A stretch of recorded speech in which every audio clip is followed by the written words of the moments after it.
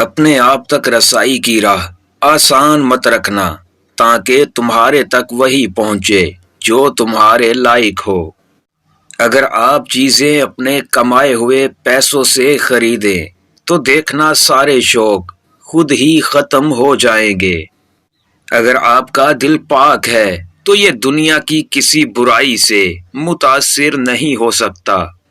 ناظرین، جب آپ کے حالات اچھے ہو جائیں گے تو لوگ بھی اچھے ہو جائیں گے۔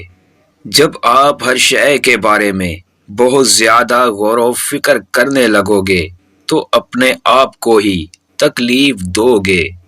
جو انسان دوسروں کے لیے گڑھا کھودتا ہے وہ ایک نہ ایک دن اس میں خود ضرور گرتا ہے۔ سچائی اور اچھائی اگر تمہارے اندر نہیں تو کہیں بھی نہیں۔ انسان کی خواہشات کے پاؤں چادر سے باہر نکل جائیں تو پھر سکون نصیب نہیں ہوتا۔ دعا مانگ کر دل کو سکون ملے تو سمجھ لو دعا قبول ہو گئی ہے۔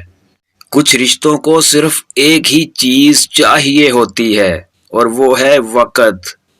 دنیا میں سینکڑوں لاکھوں خوبصورت لوگ ہو سکتے ہیں، مگر ہمارے لیے خوبصورت وہ ہے جو ہمارے دل کے سکون کا باعث بنے اور چہرے پر مسکراہٹ کا باعث بنے۔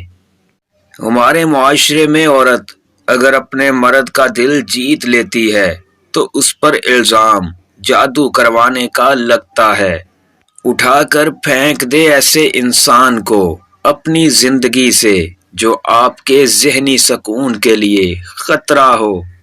ناظرین، کسی بھی شے سے پریشان ہونے کی ضرورت نہیں ہے، نہ ہی یہ درد وغیرہ باقی رہنے والے ہیں اور نہ ہی یہ زندگی۔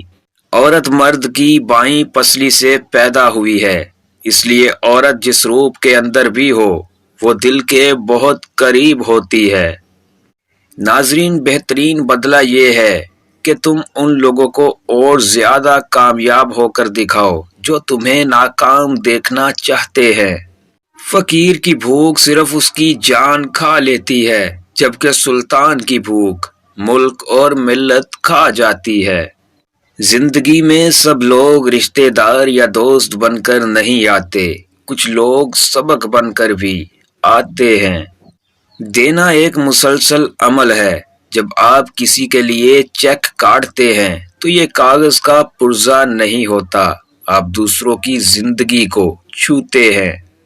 لیموں اور کھیرے کا رس زیتون کے تیل میں مکس کر کے رات سونے سے پہلے چہرے پر لگا لیں تو جھریاں بہت جلد آپ کے چہرے سے معدوم ہو جائیں گی۔ بے شک جو کچھ آپ کرتے ہیں اور جو نعمتیں آپ کے پاس ہیں وہ سب دوسروں میں بانٹیے۔ جن لوگوں نے مشکلات کا بیان لوگوں کے سامنے کیا، دراصل انہوں نے اپنی مشکلات میں اضافہ کیا۔